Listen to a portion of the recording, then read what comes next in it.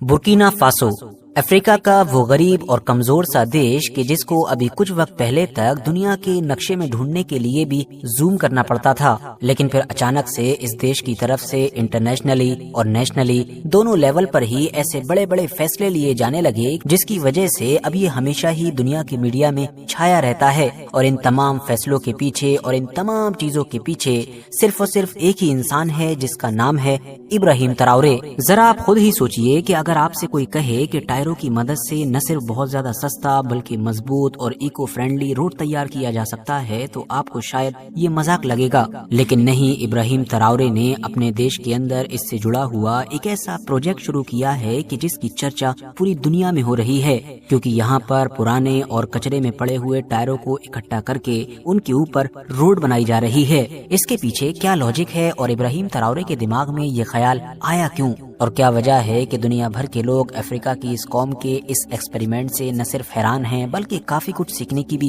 कोशिश कर रहे हैं, और कैसे इब्राहिम ट्राओरे का ये बड़ा ही अजीबोगरीब और हैरान कर देने वाला मंसूबा बुर्किना फासो की किस्मत बदल रहा है। साथियों, सबसे पहले तो हमारे लिए ये जान लेना जरूरी है कि अफ्रीका के बाकी ज्यादातर गरीब और कमजोर देशों की तरह बुर्किना फासो का भी जो इंफ्रास्ट्रक्चर है वो काफी पुराना और बुरे हाल में है। सड़कों का हाल तो हमेशा से ही ऐसा रहा है कि थोड़ी बारिश हो जाने पर बहुत सारी सड़कें बह जाया करती थी, इवन अभी भी बहुत सारी बह जाया करती हैं। छोटे बड़े गांव को शहरों से मिलाने वाली सड़कों की तो बात ही ना कीजिए, उनका हाल इतना बुरा कि बच्चों की स्कूल गाड़ियां हो या एम्बुलेंस हो घंटों घंटों इन कच्चे और कमजोर रोडों पर फंसी और अटकी रहती थी। बस इन्हीं तमाम बड़ी परेशानियों से छुटकारा हासिल करने के लिए एक बड़े और नए मंसूबे पर काम शुरू किया गया। लेकिन इब्राहिम ट्राओरे कि जिसका शुरू से ही फोकस इस बात पर रहा है कि हमको वेस्टर्न पावर से आजादी चाहिए, उनके इन्फ्लुएंस को अपने अफ्रीका के इलाके से खत्म करना है, किसी भी बड़ी ताकत से ऐसा कोई भी कर्जा नहीं लेना है कि जिसकी वजह से हम उनके जाल में फंसकर रह जाएं। तो उसके सामने इस मंसूबे को शुरू करते वक्त सबसे बड़ा चैलेंज ये भी था कि इस मंसूबे को सस्ते से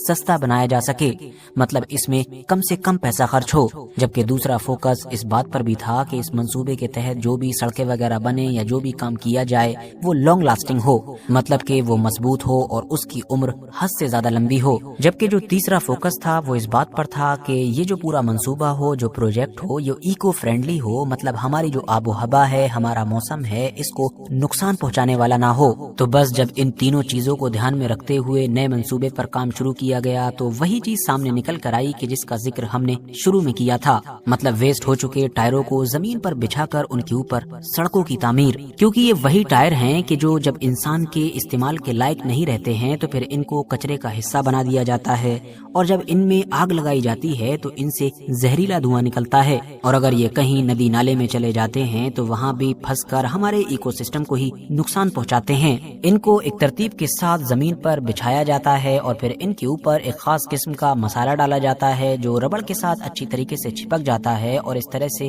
रोड तैयार होता है। अब ये तरीका हमारे इकोसिस्टम, हमारी आबो हवा के लिए तो अच्छा है ही, जैसा कि हमने जाना, मगर साथ ही सस्ता भी है। दावा किया जाता है कि जो बाकी ट्रेडिशनल सड़क बनाने के तरीके हैं उनके मुकाबले में ये अनोखा तरीका लगभग 40% सस्ता है। अब ये प्रोजेक्ट कि जिसको एक बड़े लेवल पर प्लान किया गया है, ये बुर्किना फासो जैसे एक गरीब और कमजोर देश में न सिर्फ हद से ज्यादा रोजगार लेकर आ रहा है बल्कि बुर्किना फासो के इम्पोर्ट पर भी कट लगा रहा है। और जाहिर सी बात है यही तो इब्राहिम ट्राओरे का शुरू से ही सबसे बड़ा विजन रहा है, मतलब बाहरी ताकतों पर कम से कम डिपेंड होना। उसकी वजह यह है कि इस प्रोजेक्ट में टायर, रेता या इस तरह की जो भी बेसिक चीजें इस्तेमाल हो रही हैं वो सब इनके अपने ही देश बुर्किना फासो की ही हैं। इब्राहिम ट्राओरे के इस अजीबोगरीब प्रोजेक्ट को न सिर्फ आसपास के अफ्रीकन देशों की तरफ से बल्कि बाकी दुनिया के भी बहुत सारे एक्सपर्ट्स की तरफ से काफी सराहा गया है। खास तौर से आसपास के जो अफ्रीकी देश हैं वो इस प्रोजेक्ट को काफी गहराई के साथ समझने और परखने की